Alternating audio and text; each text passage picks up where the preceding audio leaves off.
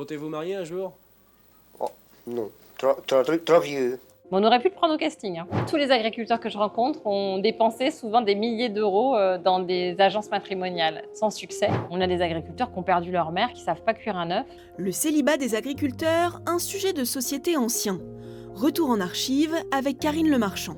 Un autre célibataire, René Perrault, lui aussi agriculteur. Trop de travail, il semble que l'idée du mariage n'a jamais été préoccupante pour René Perrault. Je n'y ai jamais pensé. Puis j'avais ma mère qui était là, qui faisait le boulot. Je croyais que ça aurait duré tout le temps. Enfin, vous avez de la compagnie, vous avez toute la basse-cour, là. Ah, j'ai la basse-cour. Des agriculteurs qui habitent avec leur mère et qui n'ont pas vu passer la vie, on en a encore beaucoup, hein. Donc c'est vrai que la cohabitation intergénérationnelle existe encore et elle est beaucoup responsable aussi du célibat des gens. Et souvent, nous, dans L'amour est dans le pré, on a des agriculteurs qui ont perdu leur mère, qui ne savent pas cuire un œuf et qui se retrouvent à 50 ans, qui n'ont pas vu la vie passer et qui, dans certaines familles, ça n'a pas évolué, ça c'est sûr. Je me lève à 5h30 le matin. Alors après, je fais chauffer mon café sur le gaz, je le bois. J'allume ce feu. Après, je fais mon lit. Et après, je vais dans l'écurie m'occuper des vaches. Comptez-vous marier un jour?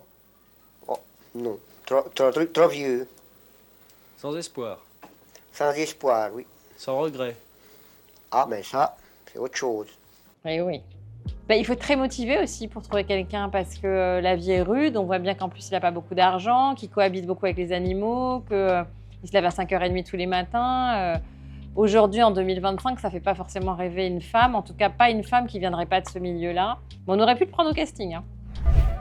Et les femmes, elles, si elles veulent partir, c'est pour quelle raison? Et pourquoi la vie de la campagne ne vous plaît-elle pas?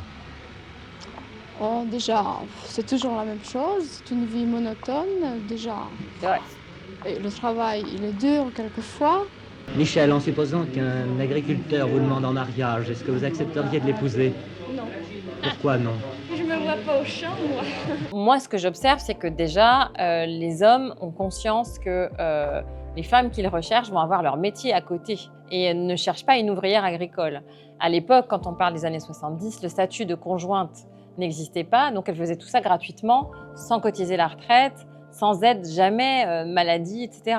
Donc c'était vraiment un sacerdoce.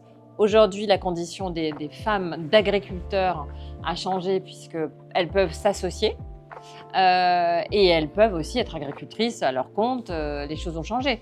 Mais en tout cas, moi, les hommes que je rencontre ne veulent pas forcément une femme qui travaille avec eux à la ferme et c'est tant mieux. Comment faisaient alors les agriculteurs pour trouver l'amour?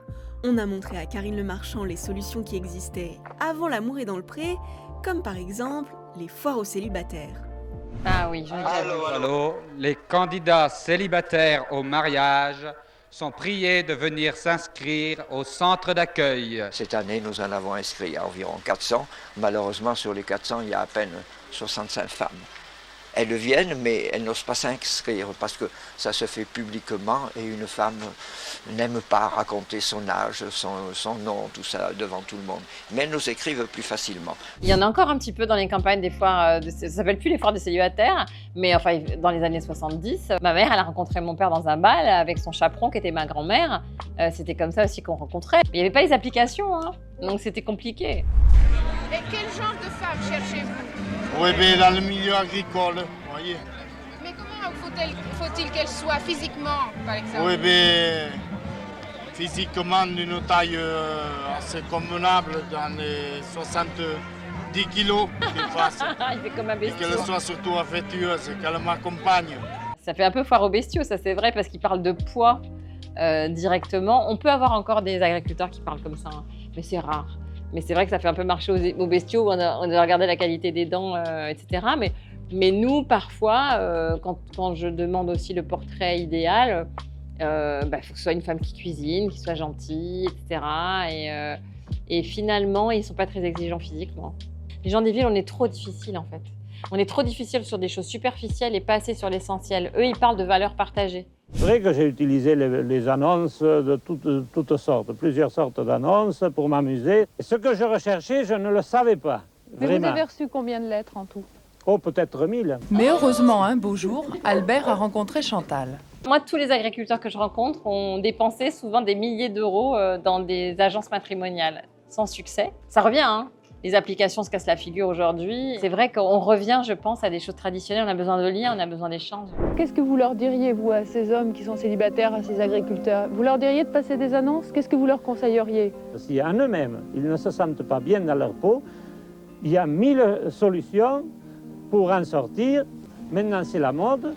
Les filles vont dans les bals, vont au-devant des gars et les invitent à danser. Ça devient à la mode. Eh bien, moi, je dirais à ces femmes ou à ces filles-là de chercher dans nos campagnes les célibataires qui sont sympas. Il y en a, à elles de les dénicher.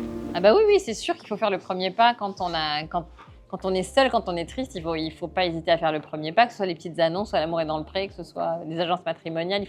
Il faut tout tenter quand on cherche l'amour sincère et durable. Mais après, il faut être armé aujourd'hui, bien plus qu'avant, pour mettre de côté les tarés. Moi, tous les agriculteurs que je rencontre, quand ils ont vraiment cherché avec un peu de désespoir par des agences matrimoniales, etc., ils sont souvent tombés sur des filles qui leur demandaient très vite de l'argent. Les agriculteurs qui sont célibataires, ils ont beaucoup de courage de le dire déjà, de tout faire pour sortir de leur solitude. Et je les trouve bien plus courageux que des gens des villes qui crèvent de solitude et qui n'osent pas l'exprimer, en fait.